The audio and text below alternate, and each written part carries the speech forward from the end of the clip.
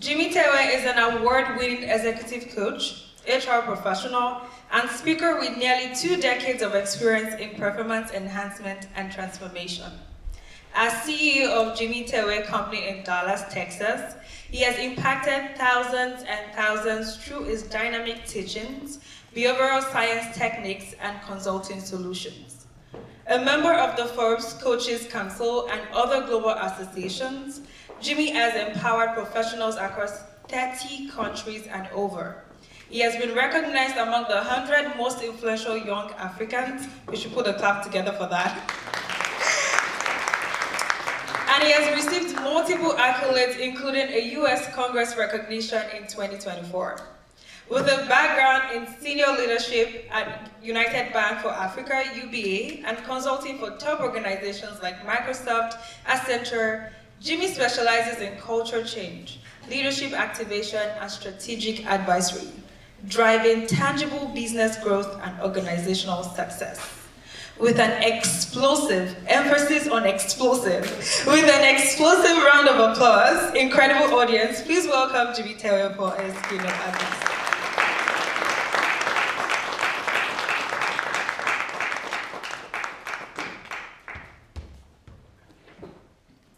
Thank you. Please can we appreciate Lashe? No one has clapped for her since. Awesome. All right, it's a pleasure to be here today. My name is Jimi Tewe, and I want to first and foremost start by thanking the leadership of AGSA for making this happen this year. I know it's an annual conference, but many people don't know what goes on behind the scenes. So to everyone who has not slept well for the last 24 hours, please put your hands together for them. Please, you can do better, yes. Awesome. All right. I'm sure that we have other panelists and speakers. I want to acknowledge them in the house. Thank you for being a part of what we're doing here today. I typically like to go around to greet people. I'm not able to do that, so I'm going to do something very African. Turn to your neighbor and shake your neighbor's hand and say, Jimi is greeting you right now. Is that all right? Awesome. So I'm meant to speak for about 30 minutes or 35 minutes, and then we're going to take a few questions. And I want it to be as lively as possible. I know we're in school, and in Africa we're trained to be serious in school, but I found out that you can learn a lot by being relaxed. Is that okay? So we're just going to go today. Now, I was given a title about becoming a global force and influencing global change as an African. And one of the things that I like to do is to try to bring home topics to something that I can relate with and something that can actually bring change. And so today, I'm going to be speaking to you about a topic, a subtopic under that called From Buzz to Rhythm, giving traction to Africa's global influence. And my choice of topic is influenced by the fact that I've been a diaspora just about under 4 years now. I'm here in America, and in that time, I have been part of many African conversations here in New York, DC, Dallas, Texas, Houston, and all those other locations.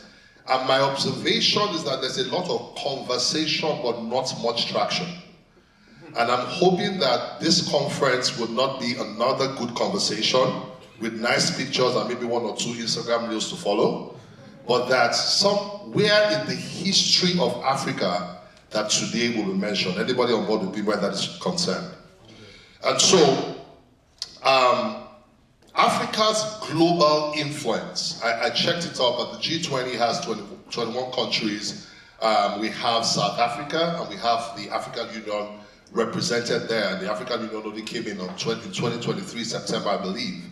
And I always ask myself, I started to ask myself a question: what is Africa's global influence? Do we truly have influence? And because I didn't want to be biased, I did what many of us tend to do when we have to do a paperwork. We check ChatGPT, then after that we now do our own work. Anybody with me? All right, and so I asked ChatGPT an unbiased question, and I said, does Africa truly have global influence? And this is the result it gave to me. It says that yes, Africa does have global influence, both soft power, including culture, diaspora, innovation, and hard power, resources, markets, and politics. The challenge, however, is converting that influence into structured, recognized power on the world stage. I'm not a person that is about a lot of talk. I believe that action is what births transformation. And so, I also am starting off by asking the question, what's the difference between rhythm and the buzz? The buzz essentially speaks about an excited, usually positive talk or attention about often speculative surrounding a new product, event, or trend. It is trendy to be African. I mean, this morning we came in here and we had some nice African music, and I found my feet moving. I had to compose myself as a keynote speaker, all right? And there's a lot of buzz about what is going on in Africa. But what changes things is not buzz, it is rhythm. Rhythm speaks about regular and predictable pattern of actions or events that, when followed, leads to a desired outcome or effective progress. For example, everybody in this room knows that this is what I need to do if I wanted to lose weight. But knowing that you need to lose weight does not translate to losing weight. True or false? So there's a lot of conversations about losing weight, but the action is what brings the result. And so today, I'm going to start off, first and foremost, sharing 7 thoughts or ideas that crossed my mind when I was preparing for this. And it's basically how to move from one paradigm to a more empowering paradigm. And then once I'm through with that, I'm going to share 10 actions I believe that you as students, African students, can actually begin to take, if you've not begun to do that already, that actually can bring traction to Africa becoming a truly global influence. Before I go into what I want to say, I want to ask a question, and I want you to think about one word as the answer. Are you ready for the question? What is Africa's greatest challenge? One word. I heard it in my primary school, I heard it in my secondary school, I heard it in university. What's that? It starts with L. Thank you very much. All right, it's leadership. How many people have heard that Africa's challenge is leadership? Am I right? All right, and it therefore means that any conversation that is not solving the problem of leadership is another nice conversation. And so one of the things I'm hoping to do is to actually also activate your leadership and help you to find a way you can begin to play to be able to change the African narrative. Like I said, I have 7 ideas that I would like to just share initially. The first one is that in Africa, we need to move from potential to global influence. And what I mean by that is that we need to leverage democratic power for innovation and talent development. A few things that I've written out here, I don't want to you can just browse through them. Accelerating intra-African trade and economic integration.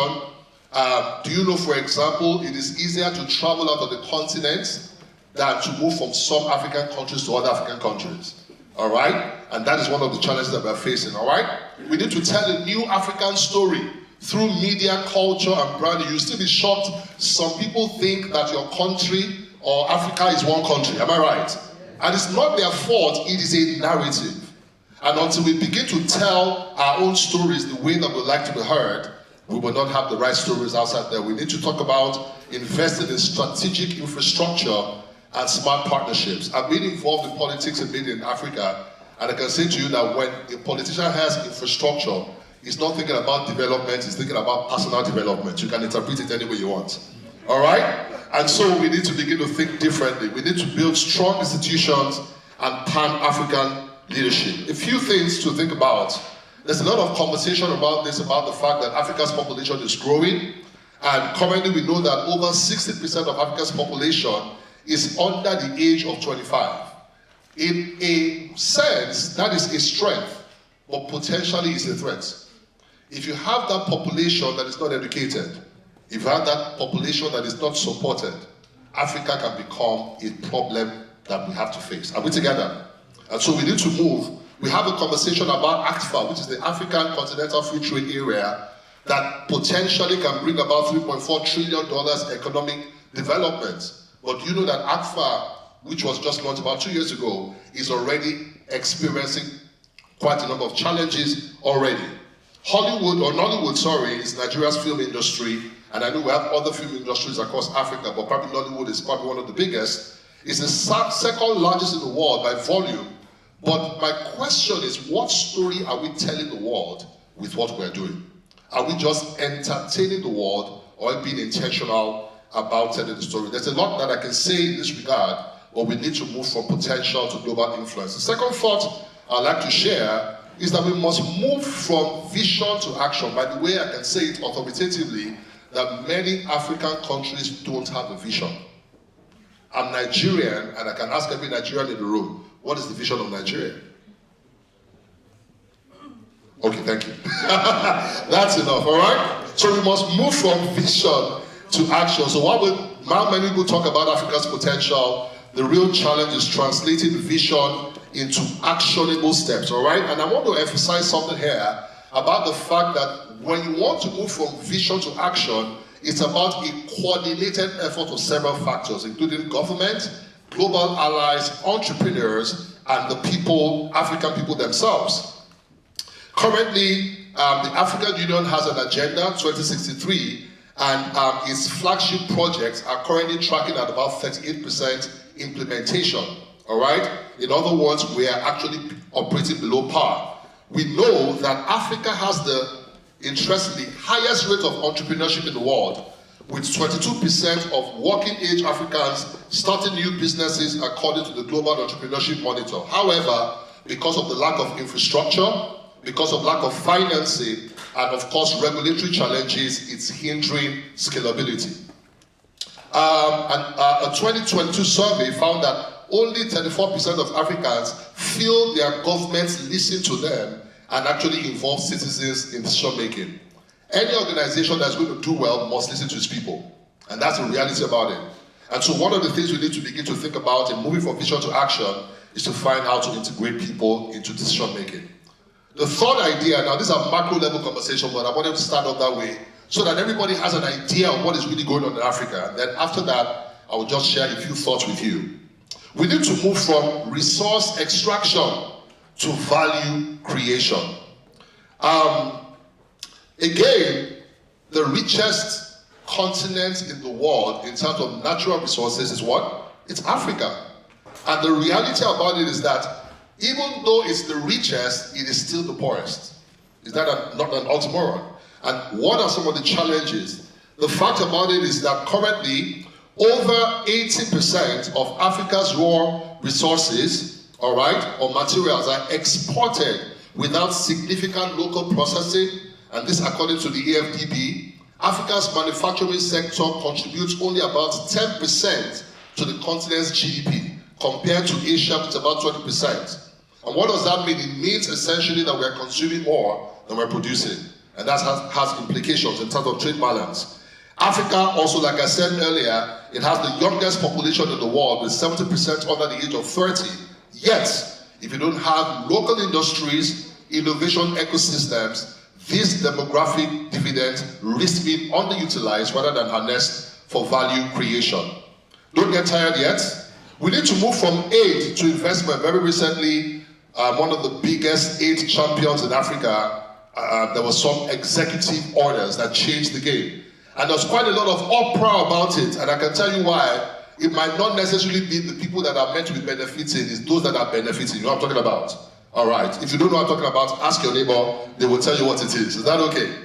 But really and truly, while aid is good, aid might not be the best option. For we need to move really when it comes to investment.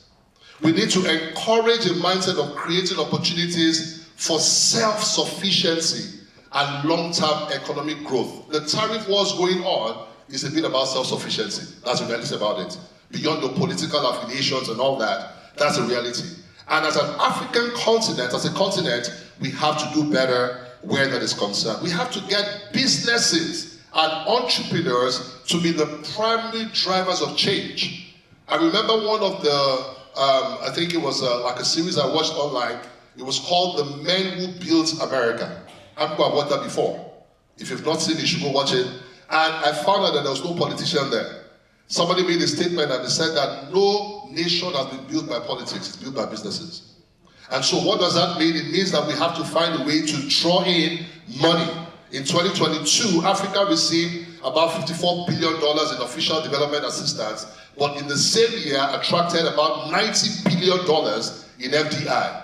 And what does that mean? It means that the world is actually seeing that Africa can actually deliver a lot more return on investment when it comes to, let me give you some statistics about ROI.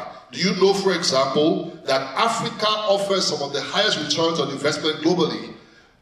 Currently estimated about 29%, Latin America is about 18%, and Asia is 13%. It therefore demonstrates that Africa has strong potential for profitable and impactful investments. We need to move from consumption to innovation, all right? And so one of the things I had to do was, when I was going to come today, I had a choice of wearing a nice blazer. Trust me, I have some. Are we together? When I said it's an African meeting, I should wear something that I contributed to the GDP. Are we together? So this is made by somebody in Nigeria, and every time I see, I think your jacket is really nice, by the way. I think it's African. I don't know what else made in Africa. But you know, those little things actually make a difference. Are we together? And so we need to move from being consumers of goods and services to becoming innovators and producers. Now you must consume things globally. But if you don't have that good balance, what you're going to have is a lot of the issues we have economically in the continent. We need to support African creativity. There's a lot of buzz about that, from music to the arts and all that. But many times, these people have to independently drive things themselves. If we are able to create better ecosystems that support innovation, I believe that what we will see in Africa will be very explosive. All right? Africa's tech startups raised in between 2015 and 2022, raised over $6.5 billion in funding. All right? 2021 alone, we saw about $4.8 billion. Now, it shows that the world is seeing Africa's potential. But my question is, do Africans see Africa's potential? That's the question that I have. Do you know that sub-Saharan Africa accounts for only 1.1% of global research output, despite having 14% of the world's population? Do you know, for example, that while over 70% of Africans own a mobile phone and digital consumption is booming, less than 1% of global high-tech manufacturing occurs in Africa? So we are buying the phones, and it's nice to have a good phone. We're buying the systems. It's good. Do you know that this morning our president adjusted the tariff? Are we together? Okay, because he understands the power of manufacturing. And so while we talk about phones, when we talk about clothes and many things, we should think about how to do that locally, because that's how Africa can actually have global influence. We need to move from division to unity, all right? That is politically, culturally, and socially. Intra-African trade currently accounts for only 15% of Africa's total trade, compared to Europe that has 67%, Asia 58%.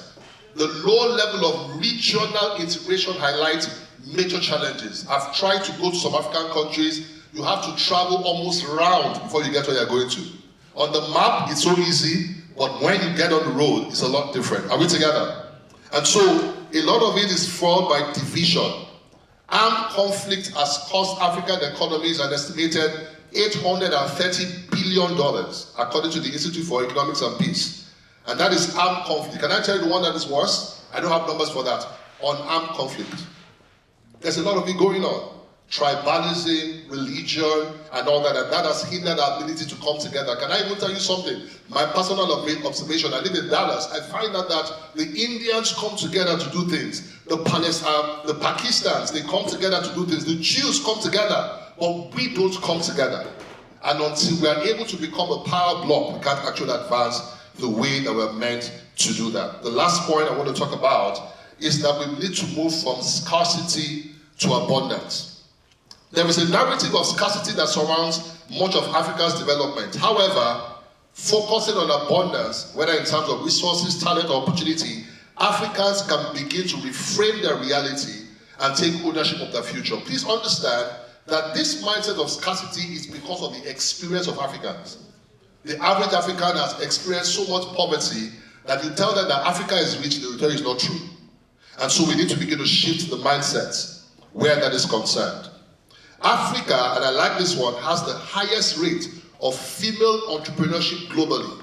About 26% of African women engaged in early stage entrepreneurial activity.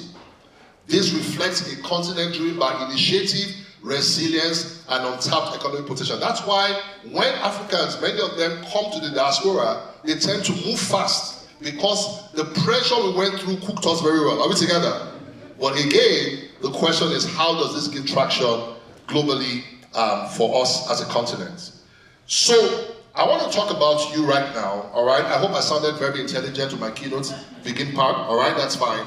I want to talk to you, just a few thoughts that I have, and 10 quick things. Number one, that you are in school, but the question is, how do you leverage your education for practical impact?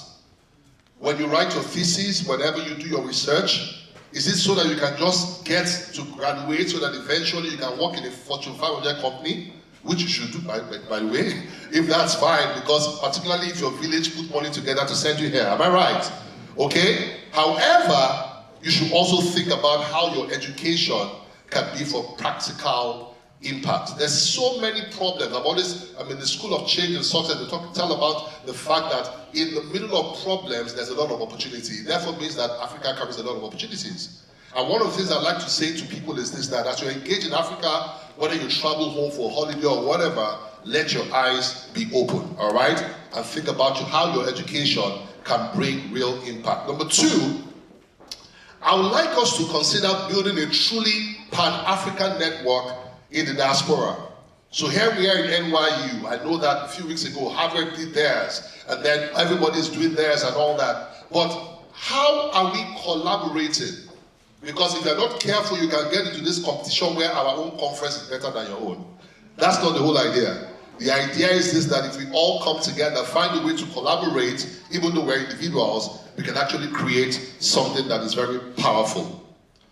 The third thing I would like to say to you is that you should engage in cross-cultural dialogue and advocacy. Use your time in the US to educate others about Africa's realities, its diversity, its challenges, but more importantly, its incredible potential. What can you do? Speak at events. Volunteer to do that. Write a blog. Create content on social media. Not only Dirty December, all right? Okay? Participate in public fora that highlight Africa's evolving role in the global economy. These are some simple things you're able to do with regards to this. Now, if there's any nation that is capitalist, it's America. And if there's any nation you can learn about business, it's America. So one of the reasons why you're here is you can actually understand how business truly works. I tell people that every person who's an entrepreneur in Africa is a gladiator. What is against you is more than what is for you. Are we together? But here you are in an economy where you can actually participate in economic transformation and create businesses. So what are some things you can actually do? All right? I think that you can actually consider starting businesses. Don't let it stop schoolwork. Social enterprise or tech projects that address problems in Africa. Even small-scale initiatives such as launching a non-profit that addresses access to education or health can have a lasting impact. I'm saying all of this to say that there is something you can do. Are we together? All right. The next point is create or participate in initiatives for knowledge transfer. You can actually do this through mentoring people in Africa while you're here, sharing knowledge with them, online courses, webinars, research projects focused on addressing African needs. You can do something where you are to be able to change the knowledge base back home in Africa. I think you should stay connected to home. I have people that are in diaspora that have not gone home for 10 years, and I understand why. They escaped an experience. And listen to me, I feel it sometimes. But can I say this to you? Africa is evolving. The problem is that it's evolving without you. By the time you say, I'm ready for Africa, you will have no network. By the time you say, I'm ready, sis, can I give you a hack? If you want to go home regularly, look for the low season, low ticket, and go home there. Are we together? That's one. Number two, when you go for Dirty December, because that's a big thing right now in Nigeria, per se, make sure it's not just dirty. Make something clean out of it. Are we good? All right? Have conversations. Meet up people. I used to head recruitment at UBA, which is one of the top banks in Nigeria and Africa also. And I'll tell you that people would come and write us and say to us, oh, I'm a student of NYU, and I'm doing this research or whatever, can I speak to the CEO? And in some instances, we granted it. Your brand is powerful. Use it. Are we together? All right, are we together? Or do you want me to get off? I'm messing with you. All right, even if you say I should, I'm still here. All right, I'm messing with you. All right. Next point, advocate for policy change and global partnerships. Let me say this to you. Every year, many African leaders love to come to New York and to DC for those African conferences. I think you should be there. Now, don't fight them, but advocate. Advocate for change. Let your voice be heard. There are things you can actually do in that regard. Next point, and we're almost through, is become a global ambassador for African excellence. If I want to meet Africa, I only need to meet you. In character, in competence, in the things you are, the value you deliver, that should be African enough for people to say, can you tell me a bit more about Africa? The last point is very personal to me. Be a mentor to future generations. I think I have two more actually. You have to mentor the future generation. We have a lot of people that are young in Africa. And you know, one of the reasons why people don't like to interact back home is because of what we call black tax, all right? Anytime you see a number from home, and I'm being very African right now, you check who is calling me. Then the next question, why are they calling me? Am I right?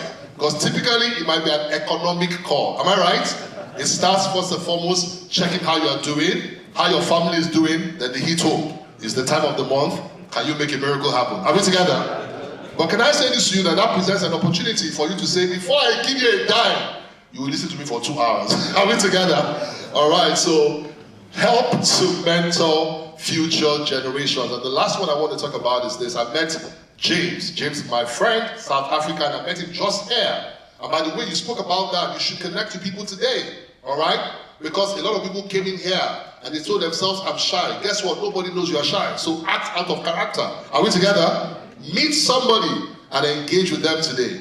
But we must get involved in the emergence of new leaders in Africa. One of the things that I'd like to say is this, that, and I think I wrote it here, I must have skipped it. No matter how powerful, this is what I said, the strength of wisdom and intelligence can be quenched in a moment by the power of a fool in power. Let me say that again. The strength of wisdom and intelligence can be quenched in a moment by the power of a fool that's in power. And that's actually the large story of Africa. I'm not calling anybody a fool. Are we together? All I'm just saying, a fool is just somebody that is not operating at a high level of intelligence. But I'm saying this to you, that you can be well-read, and somebody that did not read anything, if he has power, can shut you up. So what am I saying? I'm saying that while we're doing all this we're doing, we need to get involved in the power dynamics in Africa. I asked you a question earlier and I said, what's the problem of Africa? You said it's leadership.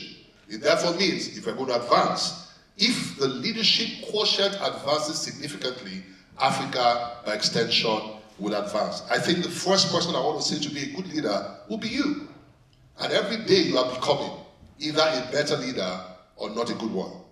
But get involved in the emergence of new leaders in Africa. Some practical things I want to advise you can actually do is get involved in the democratic process. I'm not asking you to become a politician in any way, but part of your civic responsibility is to ensure that you are contributing in that regard, all right? So simple things you can do, support those that are doing voter education, civic responsibility, support true public servants. Because I hear about that a lot in Africa. I'm a public servant, but you are really a private servant. Am I right?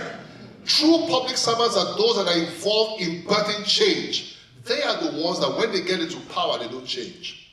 So what we need to do is to identify them, people helping women, people helping children, people helping with education, helping businesses, and find different ways to support them.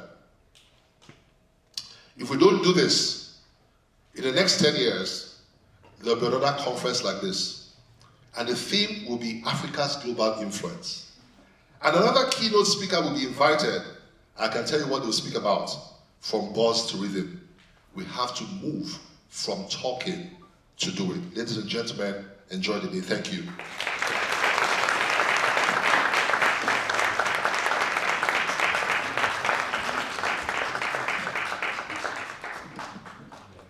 Wow, wow, wow. I haven't recovered from that. I hope not to, because I learned a lot. Please put your hands together again.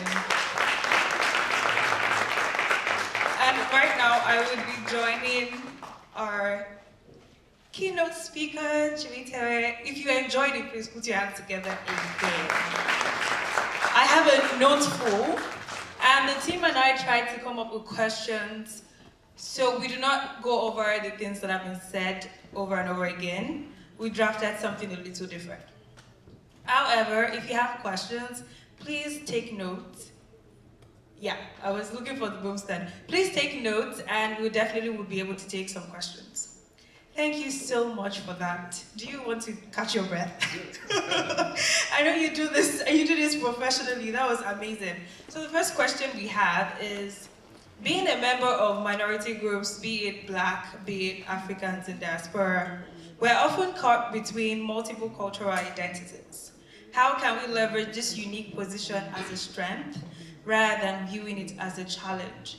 Are there examples from your career where this cultural fluidity created unexpected opportunities? All right, thank you very much. I think there's some you mentioned about how can we leverage this strength. And I think that's the first thing, to see that being African is a strength. I'm a behavioral scientist, and I understand how things work, and I recognize that, anytime anybody gets into a space and then they feel, for example, that they're tempted with duplicity, meaning that they're not being authentic, it's usually because they are not strong, or they don't have a great sense of self-awareness. I am African, it means something. It means I am not less than anybody, but I'm equal to everybody. It actually means I'm human. Now I'm going to give a practical example. The first time I ever attended a conference like this was in 2016. It was in Harvard. I was invited as a panelist in an African business conference like this. And we're invited to dinner. It was like, you're going to have this evening. And I entered the room, and I must confess to you, I didn't walk up to anybody. And this was a couple of years ago, because in my mind, I was trying to catch an eye, somebody's eye, but everybody was engaged. Now, out of the corner of my eye, I just saw something black moving. I turned, and I saw a fellow brother. We apparently was in the same situation. We hugged each other. We've never seen each other before. We talked from beginning all the way to the end, and I recognized I lost an opportunity there. And what came into effect was a programming in my mind that says I didn't have anything to offer. I've come to realize that being African is an opportunity, is an experience for anybody. So what I do now is that when I go to places, I'm confident enough to walk up to them, to tell them I'm African. In fact, I'll tell you that one of the things people are not conscious about, or very conscious about, is their accent or their intonation. Listen to me. I listen to Indians, I listen to Chinese, you listen to African. Are we together? You listen to me. Now, if you do have a challenge with something I've said, you ask me, I repeat it. But that comes from a very strong sense of self-awareness. An awareness not that I am lower than anybody, not that I am better than anybody, but I'm equal. We are all equal, and we all have value. Now, once you do that, it is easy to be able to have value exchange. I've done this in business today. I live here in Dallas. I have people that I do business with that are not Nigerians, they're not even Africans. And I'm telling you that I find many of those relationships even richer in many ways, in terms of finances. I'm kidding, all right?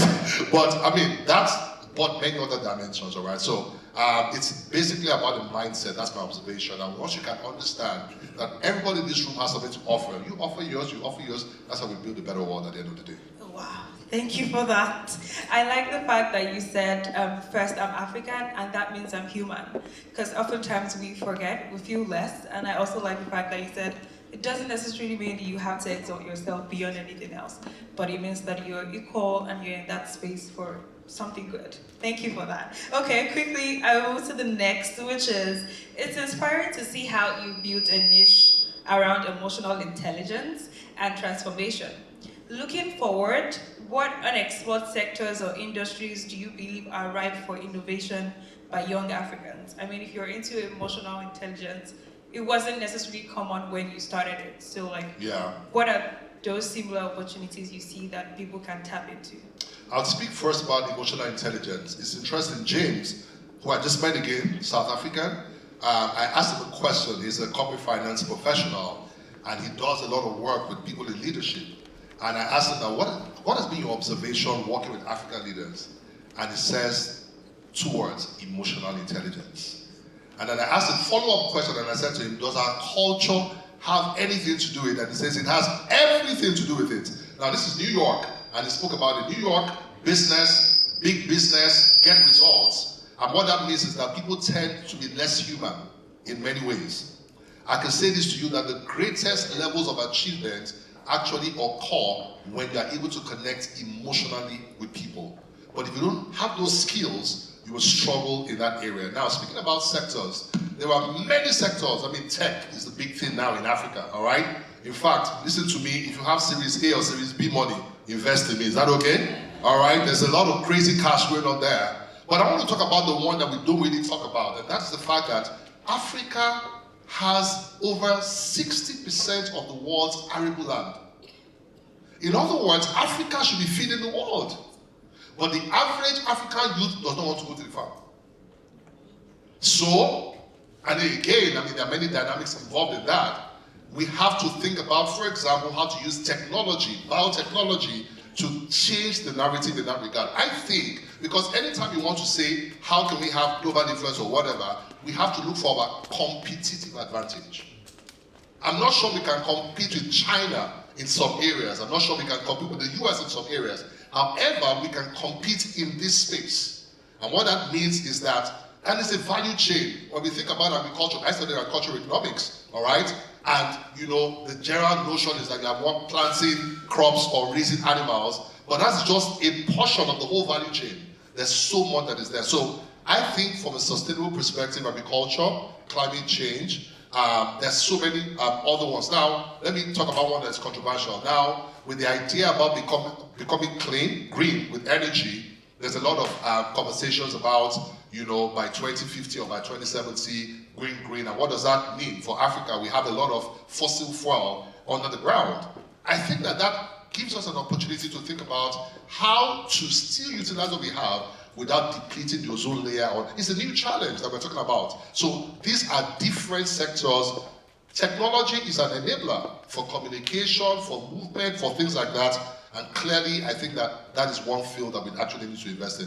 I mean, there's so many, but those are just some initials that I thought about. Wow, thank you. You've highlighted climate, you've highlighted tech, you've also said agriculture. And it's interesting because we have NYU Africa House, where back home in Ghana, for that project, they're trying to use technology to empower farmers to just get work done and just make impact. So thank you for sharing that. Now we have 5 minutes to go, and I was wondering if anyone is, don't forget, be bold. Yeah, I didn't even have to conclude that. Okay, you can just jump on the boom stand. There's a boom stand right in the middle, if you don't mind. Yes, she's very bold. Please put your hands together for her.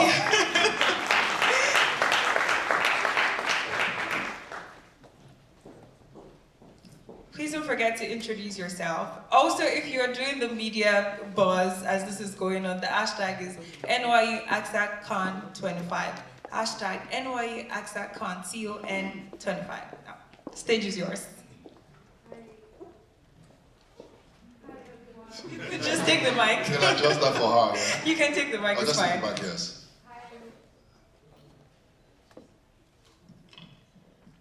Hi everyone, my name is Janet Jumbo, and my heart is really beating fast. Your heart is beating fast, it means you are alive. I love it, all right? That's good.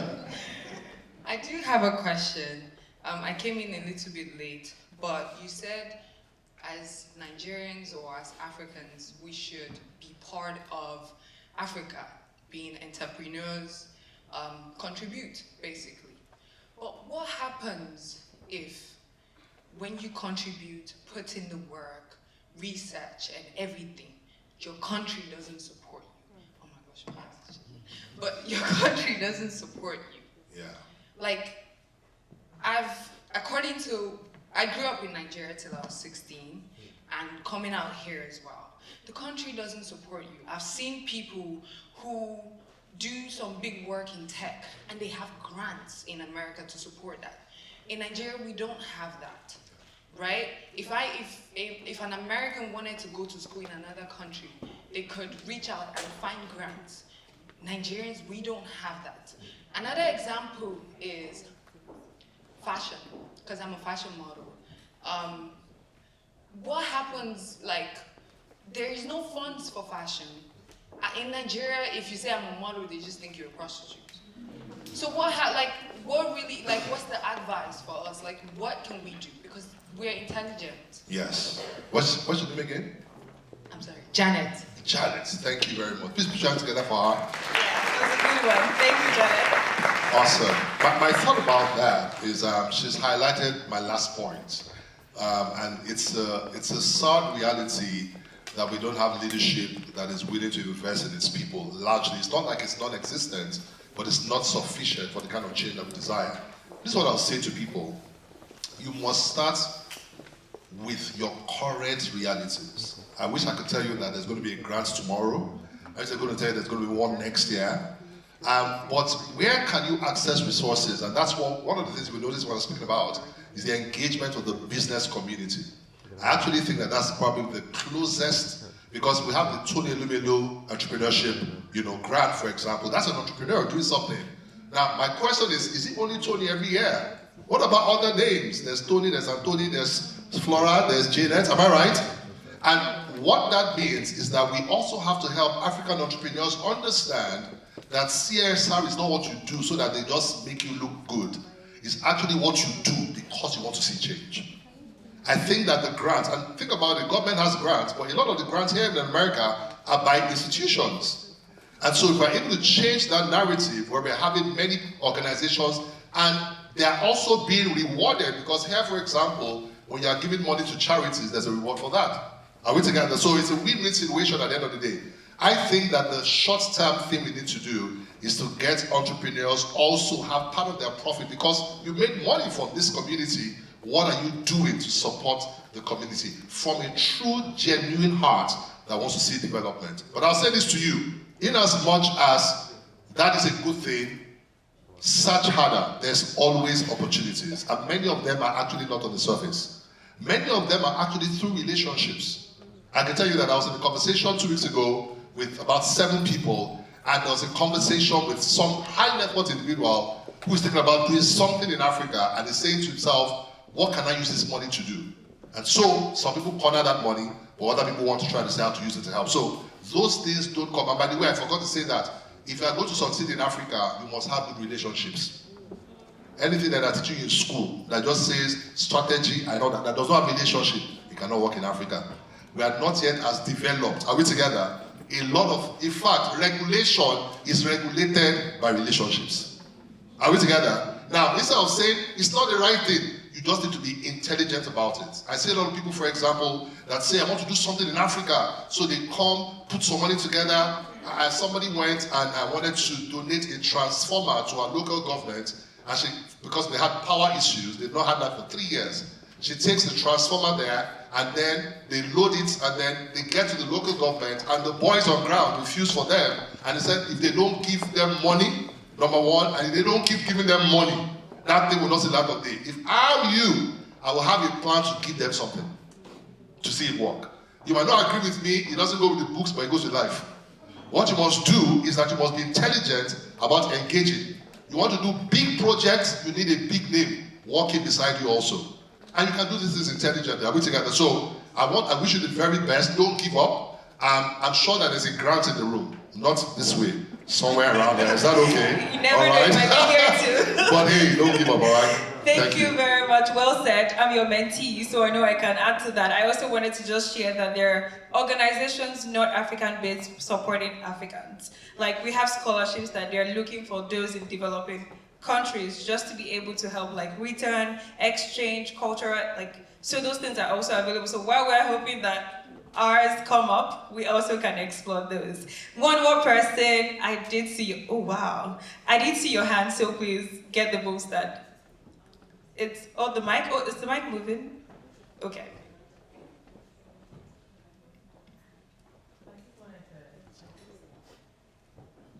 Hello. I just wanted to add to the Sorry, don't forget to introduce yourself. Hello, my name is Vivian, and I'm here for inspiration. I am a former tech entrepreneur that went to Nigeria sight unseen. I've never been there, over a decade ago. Through business school, I was inspired to go and invest in emerging markets, specifically Nigeria. I wanted to improve, our people and solve the hard problems. I worked in solar, I built solar solutions, and then I built a pharmaceutical company. So I would just say to you, I had my savings from work, but I didn't know anybody when I went to Nigeria. I just knew of an uncle that I'd never met before. That's it. I went there and I looked at, what are the problems, what are the hard problems that people need to solve? And I knew that technology could be leveraged to really 7x improve the outcome and experience of these problems, and that's how I was able to get buy-in. So I didn't know any, large stakeholders, but I did end up raising almost $7 million in VC funding. I got funding from all over the world. And I really do believe I solved hard problems and that I was one of the first people to move forward in the area that I was in. So I wouldn't necessarily think about the grants or like what the government is doing for you. I mean, the best they did for me was they took me to Paris and they took me to Silicon Valley, but that was it. They didn't do much else for me. I had to build everything with my hands. One thing I would say to the people here, I mean, definitely don't underestimate what you mentioned, which was that it's the building the networks with the people and actually working together in a way that's actually supporting your ecosystem. That's eventually what took me out, right? It was the actual people. It wasn't the government. It wasn't lack of funding. It wasn't any of those things. It wasn't a lack of a need. It was actually peers coming in to take and steal and destroy everything I had. I'm here for inspiration. You guys inspired me to get back on track, but there's a lot. I'm excited to see how you guys will address the totality of the situation on hand. All right, thank you so much. Well said. So we're definitely going to be particular and intentional about people and relationships. I would have loved to go over and, take more questions, but I have employers here and I want to get my full payment. I want to be paid in full for sticking to the time.